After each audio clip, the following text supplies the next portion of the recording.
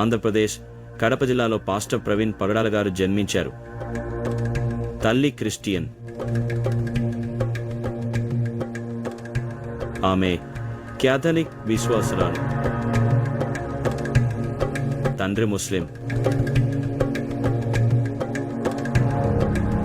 వీరికి 2 కుమారులు. చిన్న కుమారుడు పగడాల ప్రవీణ్. వారి భక్తి జీవితం నమ్మకాలతో, మొక్కుబడులతో ఉండేది. ప్రతి శనివారం చర్చికి వెళ్లేవారు. సంవత్సరానికి 2 సార్లు ప్రభుబల్ల తీసుకునేవారు. అలాగే ప్రతి సంవత్సరం వారు తమిళనాడులోని నాగపట్నంలో వేలాంగిని మేరీమాత చర్చికి వెళ్లి మొక్కుబడులు చెల్లించేవారు. గుండ్లు కూడా కొట్టించుకునేవారు.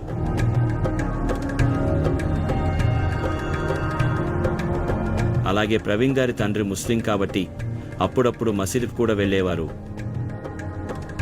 కానీ ఆ విశ్వాసంలో వారు పెరగలేదు. అప్పుడు ప్రవీణ్ గారికి 15 సంవత్సరాలు. అందరూ ఎలా అయితే గొడవలు పడుతూ పక్కదారి పడతారో ప్రవీణ్ గారు కూడా గొడవలు పడడం, కొట్టడం ఇలాంటివి జరిగేవి.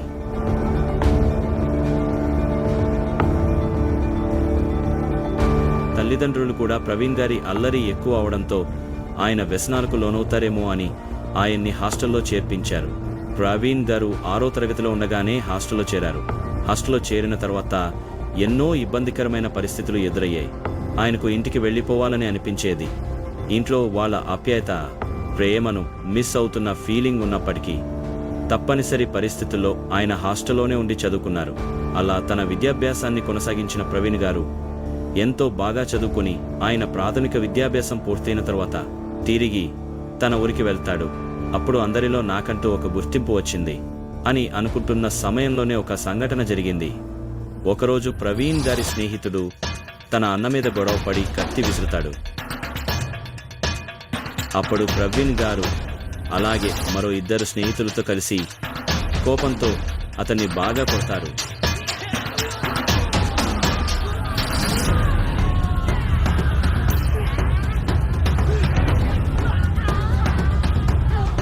కొట్టి చచ్చిపోయాడు అనుకుని పొదల్లో పడేసి వెళ్ళిపోతారు. కానీ ఆ కుర్రాడు చనిపోలేదు. మరుసటి రోజు ఆ కుర్రాడి తల్లిదండ్రులు ప్రవీణ్ గారిపై పోలీస్ కేసు పెట్టాలని అనుకుంటారు. అయితే ప్రవీణ్ గారి మామయ్య భార్య వాళ్ల అక్క ఆ సమయంలో సీఈగా ఉన్నారు. ఆమె సహాయంతో ఆ గొడవ కేసు అవ్వకుండా ఇరువురు మాట్లాడుకుని రాజీ పడతారు.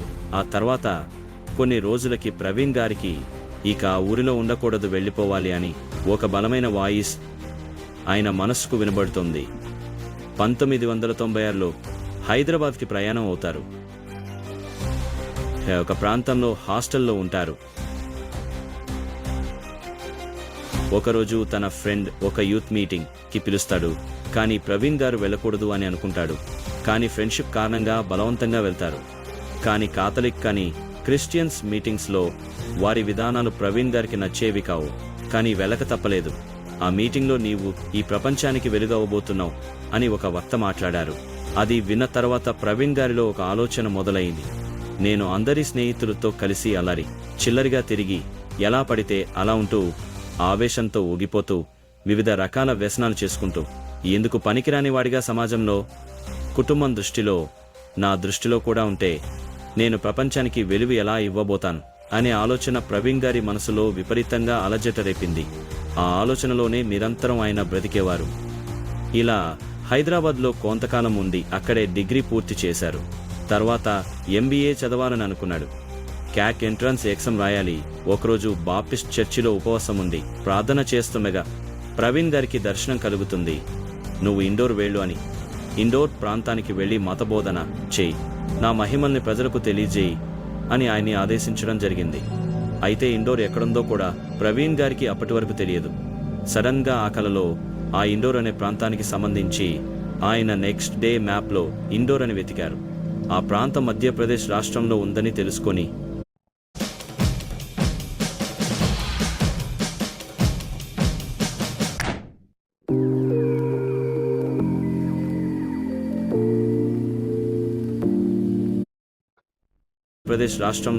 తెలుసుకొని ఇండోర్కి ట్రైన్లో కేవలం ఒక బ్యాగ్లో 2 జతల బట్టలు పట్టుకొని వెళ్ళిపోయారు.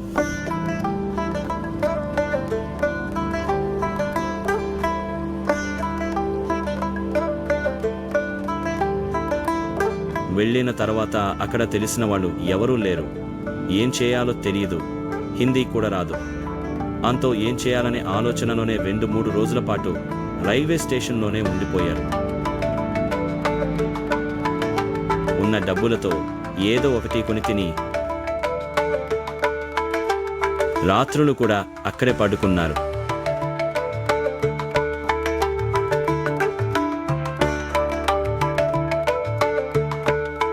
అలా ఉన్న సమయంలో ప్రవీణ్ గారు హిందీ నేర్చుకోవడంపై విపరీతమైన ఫోకస్ పెట్టారు.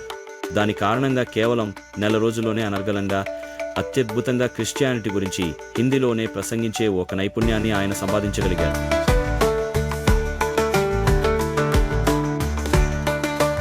హిందీలో అనర్గళంగా ఉపన్యాసం చేయడం, యేసు మహిమల్ని అత్యద్భుతంగా చెప్పడం చూసి ఎంతోమంది ఆయన మాటలకి మంత్రముగ్ధులవుతారు.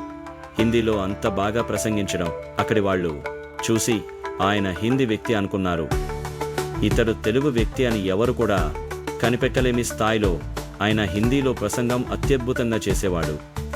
తర్వాత టీవీల వాళ్ళు కూడా ఆయన ప్రసంగాలను ప్రసారం చేసేవారు. ఇండోర్లో ప్రవీణ్ గారికి ఒక మంచి గుర్తింపు వచ్చింది. అక్కడ ఇండోర్లో ఒక పాస్టర్ ఉన్నాడు. ఆయనకి ఒక కూతురు కూడా ఉంది. ఆమె పేరు జెస్సికా. అయితే ఆ పాస్టర్ ప్రవీణ్ గారిని చూస్తాడు. ఆ పాస్టర్కి ప్రవీణ్ గారి ప్రసంగం నచ్చుతుంది. తర్వాత ఆ పాస్టర్ ప్రవీణ్ గారిని కలుస్తాడు. అతనితో మాట్లాడతాడు. వివరాలు అడిగి ప్రవీణ్ గారిని తన ఇంటికి ఆహ్వానిస్తాడు. తనతో పాటు ఉండమని చెప్తాడు. ఆ పాస్టర్ ప్రవీణ్ గారిలో ఉన్న ప్రతిభను గమనించి, అనర్గళమైన వాగ్దాటిని గమనించి, ఈ యువకుడు ఎలాగైనా యేసు గురించి, ఆయన గొప్పతనం గురించి ప్రపంచానికి చాటి చెప్పే అద్భుత వక్త అవుతాడు అని గ్రహిస్తాడు. అప్పుడు ప్రవీణ్ గారి వయసు 20 సంవత్సరాలు. యేసుక్రీస్తు ఆరాధనలోనే తన జీవితాన్ని గడుపుతున్న ప్రవీణ్ గారిని తమ అల్లునిగా చేసుకోవాలని పాస్టర్ భావిస్తాడు. అలాగే ప్రవీణ్ గారిని కూడా పాస్టర్ కుమార్తెని ఇష్టపడతాడు. పాస్టర్ కుమార్తె కూడా ప్రవీణ్ ఇష్టపడుతుంది. ఇద్దరు ఒకరికొకరు బాగా నచ్చడంతో వారి ఇష్టాన్ని గుర్తించి గౌరవించి ఆ పాస్టర్ ప్రవీణ్ గారి వాళ్ళ తల్లిదండ్రులతో మాట్లాడతాడు. పాస్టర్ తన కూతుర్ని జెస్సికా ప్రవీణ్ గారికి ఇచ్చి వివాహాన్ని జరిపిస్తాడు. వివాహం తర్వాత కొన్ని రోజులకు ప్రవీణ్ మరియు జెస్సికా దంపతులకు ఒక కుమార్తె జన్మిస్తుంది. కొంతకాలానికి ప్రవీణ్ గారి కూతురికి 5 సంవత్సరాలు. ఆ పాప విపరీతమైన అనారోగ్య సమస్యల కారణంగా ఆమె బ్రతుకుతుందా లేదా అనే పరిస్థితి కూడా ప్రవీణ్ గారికి వచ్చింది. దాంతో ప్రవీణ్ విపరీతమైన వేదనకు గురయ్యారు. దేవుడి సేవలో ఇంతగా తలుస్తున్న నాకు ఈ కష్టాలేంటి, నా కుమార్తెకి ఈ అనారోగ్య సమస్యలు ఏంటి అని ఆ దేవుడితోనే ఆయన తనలో తాను మాట్లాడుతూ దేవునితో గొడవపడిన సందర్భాలు కూడా ఎన్నో ఉన్నాయి. కొన్ని రోజులకు దేవుని దయ వల్ల ప్రవీణ్ గారి కూతురుకి స్వస్థత కలుగుతుంది, ఆరోగ్యంగా ఉంటుంది.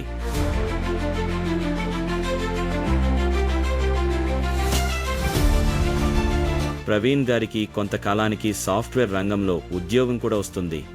ఆయన స్థిరపడడానికి ముందు ఒక మ్యానుఫ్యాక్చరింగ్ యూనిట్లో పనిచేసిన అనుభవం కూడా ఉంది. మార్కెటింగ్ జాబ్ కూడా చేసేవాడు. అప్పటినుంచి తనకు వచ్చిన దాంట్లో కొంత మేర సమాజ సేవకు ఉపయోగించేవారు. అయితే ప్రవీణ్ గారి జీవితం వివాహానికి ముందు, వివాహానికి తర్వాత వేర్వేరుగా చూడవచ్చు. ఎందుకంటే ఆయన తన భార్యను విపరీతంగా ఆరాధిస్తారు. ఆయన చేసే సేవా కార్యక్రమాల్లో, తన వ్యాపార సామ్రాజ్య విస్తరణలో, తన మత ప్రచారాల్లో మత ప్రబోధకుడిగా ఎన్నో ప్రాంతాలకు పర్యటించి యేసు మహిమలను బోధించడంలో వీటన్నింటిలో కూడా ప్రవీణ్ గారి భార్య జెస్సికాది సహాయ సహకారాలు ఎంతో ఉన్నాయి. పైకి కనిపించేది ఆయనే, కానీ బ్యాక్గ్రౌండ్లో చేయాల్సిన వర్క్ అంతా తన భార్య చేస్తుంది. ఆయన గురించి ఎందుకు అంతమంది గొప్పగా మాట్లాడుకుంటున్నారు? దానికి కారణం ఆయన తనకున్న జ్ఞానాన్ని అందరికీ పంచిపెట్టాలనుకోవడమే కాకుండా వ్యాపార సామ్రాజ్య విస్తరణలో భాగంగా ఒక సాఫ్ట్వేర్ కంపెనీని స్థాపించి ఎంతో మందికి ఉపాధి కల్పించాడు. ఉపాధి కల్పించడం అక్కడితో ఆగకుండా మరో 2-3 సాఫ్ట్వేర్ కంపెనీలు స్థాపించి 100 మందికి ఉపాధి కల్పించాడు. ఆ సాఫ్ట్వేర్ కంపెనీల ద్వారా వచ్చిన లాభాలను కేవలం తన స్వార్థానికి మాత్రమే కాకుండా సమాజ సేవ కోసం ఉపయోగించాడు. ప్రవీణ్ గారు పేదల కోసం, బడుగు బలహీన వర్గాల కోసం, వితంతువుల కోసం, అనాథల కోసం, ఆర్థికంగా వెనుకబడిన వారి కోసం, రోగగ్రస్తుల కోసం ఎన్నో సేవా కార్యక్రమాలు చేశారు. ఆయన మారుమూల ప్రాంతాలకు వెళ్ళి అక్కడ వైద్య సదుపాయాలు, విద్యా సదుపాయాలు అందించేందుకు కృషి చేశాడు. ఆయన అనాథల కోసం అనాథాశ్రమాలు, వృద్ధుల కోసం వృద్ధాశ్రమాలు కట్టించి వారి సేవలో నిమగ్నమయ్యారు. ప్రవీణ్ గారు కేవలం తన పిల్లలే కాకుండా ఎంతో మంది నిరుపేద యువతను, తల్లిదండ్రులు లేని అనాథలను తన కుటుంబంతో సమానంగా చూసుకున్నాడు. ఆయన వారికి చదువు ఇప్పించి ఉద్యోగాల్లో స్థిరపడేలా చేసి వారి పిల్లలతో కూడా ఎంతో ఆప్యాయంగా ఉండే గొప్ప వ్యక్తిత్వం కలిగిన వ్యక్తిగా మారాడు. ప్రతి మగవాడి విజయం వెనుక ఒక స్త్రీ ఉంటుందన్న మాటను నిజం చేస్తూ ప్రవీణ్ గారు ప్రతి విజయంలో కూడా ఆయన భార్య జెస్సిక భాగమై ఉండేది. ఆయన అనేక సందర్భాల్లో తన భార్యే తన వెన్నుదన్నుగా నిలిచారని చెప్పుకున్నాడు. కానీ ఒకరోజు దురదృష్టవశాత్తు ఊహించని విధంగా ఆయన 2025 మార్చి 24 సోమవారం రాజమండ్రిలో కొవ్వూరు ప్రాంతంలో ప్రమాదవశాత్తు ఊహించని విధంగా ఆయన మరణించారు. ఏది ఏమైనా ఆయన ఆత్మకు శాంతి చేకూరాలని మనమందరం ఆ ప్రభువును ప్రార్థిద్దాం.